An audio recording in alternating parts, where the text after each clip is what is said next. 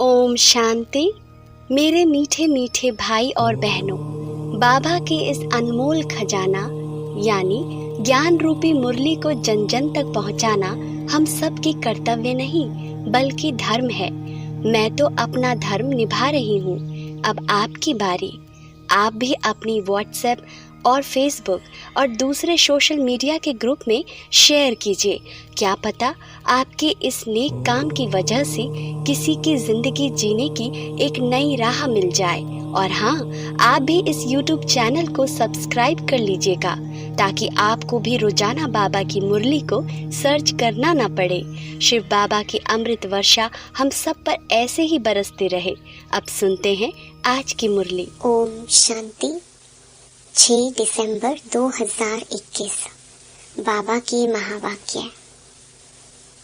मीठे बच्चे, दान में दी हुई चीज कभी भी वापस नहीं लेना। वापस लेंगे तो आशीर्वाद के बदले श्राप मिल जाएगा। प्रश्न: कौन सा निश्चय पक्का हो जाए तो किसी भी विरोध का सामना कर सकते हैं? उत्तर: अगर निश्चय हो जाए कि हमको भगवान मिला है, उसे याद कर हमें विकर्म विनाश करने हैं, विश्व की बादशाही लेनी है, तो सब अपोजिशन खत्म हो जाएंगे, सामना करने की शक्ति आ जाएगी। निश्चय की कमी है तो मूंझ जाते हैं, फिर ज्ञान को छोड़ भक्ति में लग जाते हैं। गीत: तुम्हें पाके हमने जहान पा लिया है, जमी तो जमी आसमान पा लिया है। ओम शांति। यह गीत कौन सुनते हैं? बच्चे सुनते हैं, वही अर्थ को भी समझते हैं। प्रजा भी जो सुनती है वह भी विश्व का मालिक बनती है। जैसे भारतवासी सब कहते हैं हमारा भारत, वैसे वहाँ भी यथा राजा रानी तथा प्रजा सब समझते हैं विश्व के मालिक हैं। जैसे यूरोपवासी आए तो वह भी कहते थे हम हिंदुस्तान के मालिक हैं। उस समय फिर हिंदुस्तानी नहीं कहेंगे कि हम हिंदुस्तान के मालिक हैं। वह गुलाम थे, राजाई सारी उन्हों के हाथ में थी। फिर हमारा राज्य भाग्य रावण ने छीना। अभी हमको अपना राज्य चाहिए। यह पराया राज्य है, गाया भी जाता है दूर देश के रहने वाले। अब तुम अपना राज्य ले रहे हो। तुम कोई के लिए लड़ते नहीं हो, अपने लिए ही तुम सब कुछ करते हो। वह सेना लड़ती है अपने प्रेसिडेंट व प्राइम मिनिस्टर के लिए। बड़े आदमी तो वह बनते हैं ना। उनको नशा अच्छा रहता है, फिर भी अभी कहते हैं ना भारत हमारा है। परंतु भारतवासियों को यह पता नहीं है कि यह कोई हमारा राज्य नहीं है।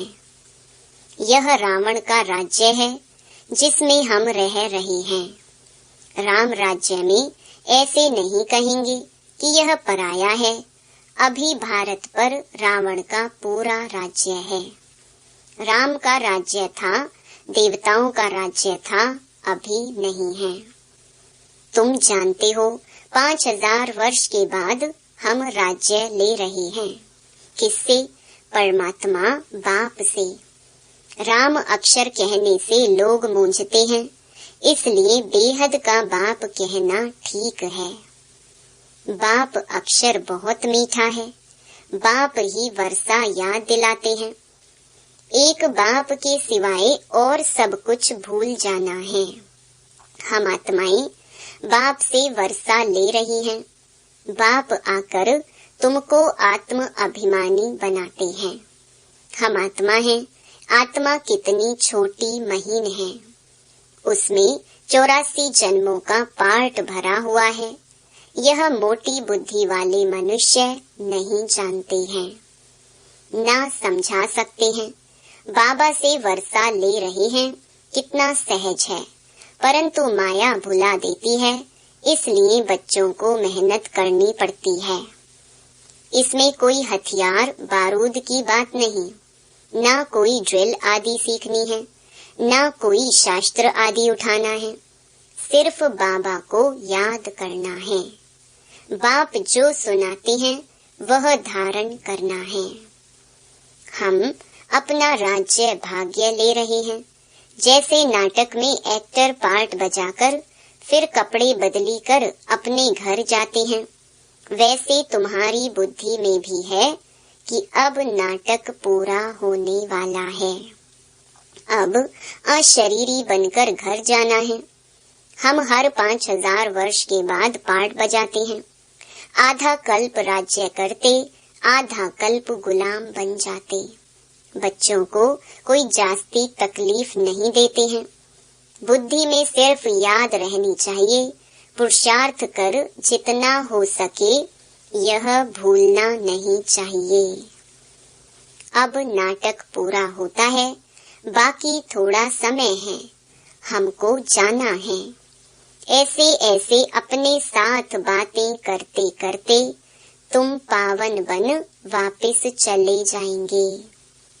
हर एक बच्चा जान सकता है कि मैं बाबा को कितना याद करता हूँ, चाहे कोई चार्ट लिखे या ना लिखे, परंतु बुद्धि में तो रहता है ना। तो सारे दिन में हमने क्या क्या किया। जैसे व्यापारी लोग अपनी मुरादी संभालते हैं रात्रि को, यह भी व्यापार है। रात्रि को सोने के समय जांच करते हैं, सारे दिन में बाप को कितना याद किया, कितनों को बाप का परिचय दिया। जो होशियार होते हैं उनका धंधा अच्छा चलता है, बुद्धू होगा तो धंधा भी ऐसे ही चलेगा। यह तो अपनी कमाई करनी है। बाप सिर्फ कहते हैं मुझे याद करो, चक्र को याद करो तो चक्रवर्ती राजा बनेंगे।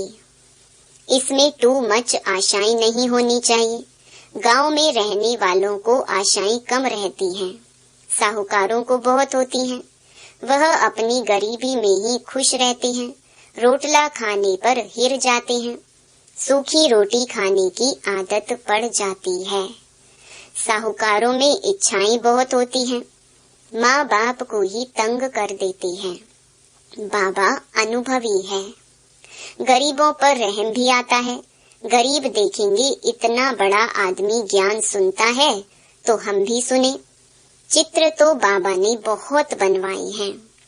कोई कहते हैं हमको सर्विस चाहिए, बाबा कहते हैं पहले तुम होशियार बनो फिर सर्विस पर जाओ, क्योंकि आजकल भक्ति का भी जोर है। एक तरफ समझाओ, दूसरे तरफ गुरुओं की चक्री चलती है, वह डरा देते हैं तुम अगर भक्ति नहीं करेंगे तो तुमको फल कैसे मिलेगा। भक्ति से तो भगवान मिलता है। जब तक इस ज्ञान में पक्का हो जाए, पूरा निश्चय हो जाए कि हमको भगवान मिला है, वह हमको कहते हैं कि मुझे याद करो तो विकर्म विनाश हो जाए। जब यह पक्का निश्चय जम जाए तब ही किससे सामना कर सके। तुम्हारे से ही अपोजिशन है।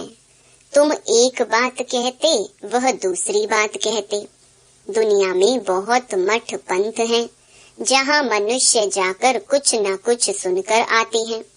गीता का भी भिन्न भिन्न अर्थ सुनाते हैं तो मनुष्य फंस पड़ते हैं। सन्यासी कभी गृहस्थियों को नहीं कहेंगे कि विकार में नहीं जाओ। अगर वह कहें भी कि निर्विकारी बनो, फिर क्या होगा। एम ऑब्जेक्ट तो कुछ है नहीं। उल्टा रास्ता बताने वाले दुनिया में बहुत हैं, सच्चा रास्ता बताने वाले हैं थोड़े। उन पर भी माया का बहुत वार होता है। दिल कहेगी कि पवित्र बने, परंतु माया बुद्धि को फिराती रहेगी, बहुत खराब ख्यालात लाती रहेगी। माया की लड़ाई है बहुत। चलते चलते तूफान बहुत आते हैं। अगर कोई भी विकार का भूत अंदर होगा तो दिल को खाता रहेगा। कोई को कहेगा क्रोध का दान दो, और खुद क्रोध करते रहेंगे तो लोग कहेंगे तुम खुद क्रोध करते रहते हो, फिर हमको कैसे कहते हो? तो क्रोध को भी छोड़ना ही पड़े। क्रोध कोई छिपाकर तो नहीं किया जाता है। क्रोध में तो आवाज बहुत होता है। आपस में लड़ते हैं, एक दो को गाली देते हैं। बाबा देखते हैं क्रोध का भूत निकलता ही नहीं है। कोई कोई यहाँ सम्मुख बाबा के होते भी क्रोध कर लेते हैं। बहुतों में क्रोध का भूत आ जाता है। यह बहुत खराब है। तंग करते हैं। बाबा तो फिर प्यार से समझाते हैं, अगर नाम बदनाम करेंगे तो फिर पद भी भ्रष्ट कर देंगे। यह तो समझाना चाहिए कि तुमने 5 विकार बाबा को दान दिए हैं, तो फिर वापस क्यों लेते हो? अगर फिर क्रोध कर लिया तो ग्रहण छूटेगा नहीं, वह फिर वृद्धि को पाता है। बाप की आशीर्वाद के बदले श्राप मिल जाता है, क्योंकि बाप के साथ धर्मराज भी है। यह भी ड्रामा में नूंद है। क्रोध करना यह भी पाप है। जिनमें 5 विकार हैं उनको पाप आत्मा कहा जाता है। सतयुग में है सब पुण्य आत्मा, वहाँ कोई पाप नहीं करते। अभी जन्म जन्मांतर के पापों का बोझा सिर पर बहुत है। पहले योग बल से कट करना है। माया बड़ी खराब है। लोभ बहुतों में है। कपड़े का, जूते का, पाई पैसे की बात का लोभ है तो झूठ बोलते रहते हैं। यह सब लोभ की निशानियां हैं। यहाँ तो सब कुछ मिलता है। बाहर में तो घर घर में खिटखिट लगी हुई है। संग भी बहुत खराब है। पति ब्राह्मण तो स्त्री शूद्र, स्त्री ब्राह्मणी तो पति शूद्र। घर में ही हंस और बगुले बहुत खिटपिट रहती है। अपने को शांत रखने की युक्ति रखनी होती है। घर बार छोड़ना भी बाबा अलाउ नहीं करते। ऐसे बहुत आश्रम हैं जहाँ बाल बच्चों सहित जाकर रहते हैं। फिर खिटपिट तो सब जगह होती होगी, शांति कहाँ भी नहीं है। सच्ची सच्ची शांति, सुख, पवित्रता 21 जन्मों के लिए तुम बच्चों को अब मिल रही है। ऐसी मत और कोई दे ना सके। बाबा कहते हैं मैं कितना दूर देश से आता हूँ सर्विस करने। तुमको भी सर्विस करनी है। प्रदर्शनी मेले में बहुत नहीं समझ सकते। भल गवर्नर ओपनिंग करते हैं, परंतु यह थोड़े ही बुद्धि में आता है कि इन्हों को परमात्मा पढ़ाते हैं ब्रह्मा द्वारा, जिससे विश्व का वर्षा मिलता है। सिर्फ कहते हैं अच्छा है। माताएं अच्छा कर्तव्य कर रही हैं, श्रेष्ठाचारी बना रही हैं। भल यह भी लिखते हैं कि मैं मानता हूँ कि गीता भगवान ने गाई है। लिख दिया, परंतु बुद्धि में थोड़े ही बैठता है, न पुरुषार्थ चलता है समझने का। तुम्हारी बुद्धि में है कि शिव बाबा ब्रह्मा द्वारा कहते हैं कि मुझे याद करो तो तुम यह लक्ष्मी नारायण बनेंगे। यह पैगाम सबको सुनाना है। तुम पैगंबर के बच्चे हो और जो भी आते हैं वह धर्म स्थापक हैं। तुम सबको यह मैसेज सुनाओ कि बाबा स्वर्ग नई दुनिया की स्थापना कर रहे हैं। बाबा कहते हैं अगर तुम मुझे याद करेंगे और पवित्र रहेंगे तो तुम भी स्वर्ग के मालिक बन जाएंगे। घड़ी घड़ी यह ख्यालात चलने चाहिए। कच्ची अवस्था होने के कारण धंधे धोरी में जाते हैं तो सब कुछ भूल जाता है। फिर जो कुछ महावाक्य सुनते हैं वह भी व्यर्थ नहीं जाते हैं। एक एक रतन कम नहीं है। एक रतन भी स्वर्ग का मालिक बना सकता है। गाते भी हैं भारत हमारा बहुत ऊंच देश है। तुम जानते हो हमारा भारत जो स्वर्ग था वह अब नर्क बना है। अब फिर बाबा कहते हैं माँ में कम याद करो तो विकर्म विनाश होंगे। प्रजा तो ढेर बनती जाती है, वृद्धि भी होती रहती है, सेंटर्स खुलते ही रहते हैं। बाप भी कहते हैं गांव में जाकर सर्विस करो। ऐसे बहुत गांव हैं जहां मिलकर क्लास करते हैं, फिर बाबा को पत्र लिखते हैं। तुम बच्चों का काम है ब्राह्मण धर्म को बढ़ाना, ताकि सब मनुष्य देवता बन जाएं। यहाँ वाला जो होगा वह और सत्संगों में नहीं फंसेगा। यहाँ मुख्य बात है पवित्रता की। इस पर ही बाप बच्चों के, स्त्री पुरुष के, पुरुष स्त्री के दुश्मन बन जाते हैं। गवर्नमेंट भी कहती है यह क्या करते, यह क्यों होता है, परंतु धर्म में इंटरफियर तो कर नहीं सकते। स्वराज्य तो स्थापन कर ही लेंगे। पहले जो लड़ाई लगी है और इसमें रात दिन का फर्क है। यह बॉम्ब्स आदि पहले नहीं थे। तुम जानते हो हमारे राज्य में लड़ाई का नाम निशान भी नहीं होगा। सतयुग त्रेता सुख, द्वापर कलयुग दुख।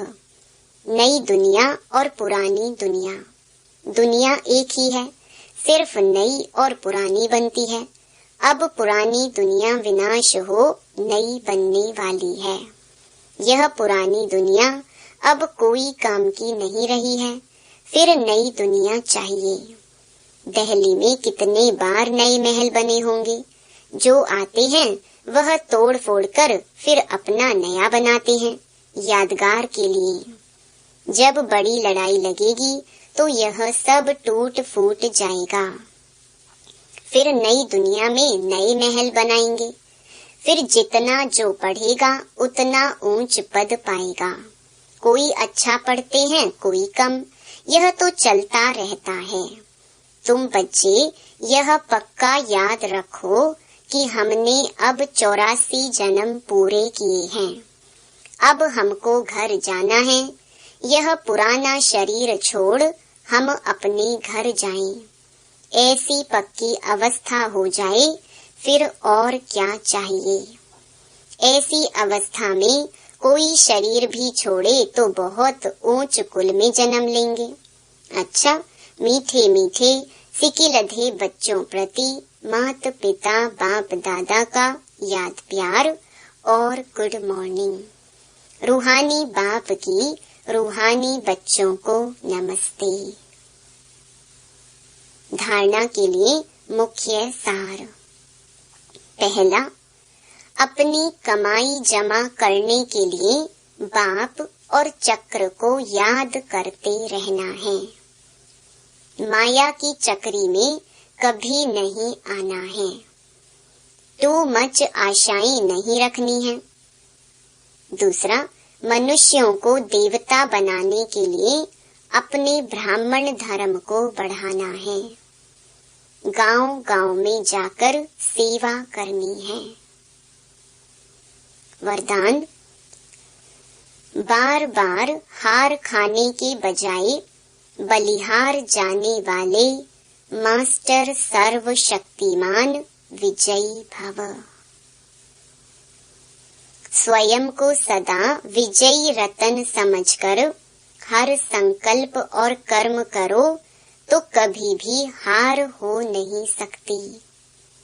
मास्टर सर्वशक्तिमान कभी हार नहीं खा सकते। यदि बार बार हार होती है तो धर्मराज की मार खानी पड़ेगी और हार खाने वालों को भविष्य में हार बनाने पड़ेंगे। द्वापर से अनेक मूर्तियों को हार पहनाने पड़ेंगे, इसलिए हार खाने के बजाय बलिहार हो जाओ। अपने संपूर्ण स्वरूप को धारण करने की प्रतिज्ञा करो तो विजयी बन जाएंगे। स्लोगन, कब शब्द कमजोरी सिद्ध करता है, इसलिए कब करेंगे नहीं, अब करना है। ओम शांति।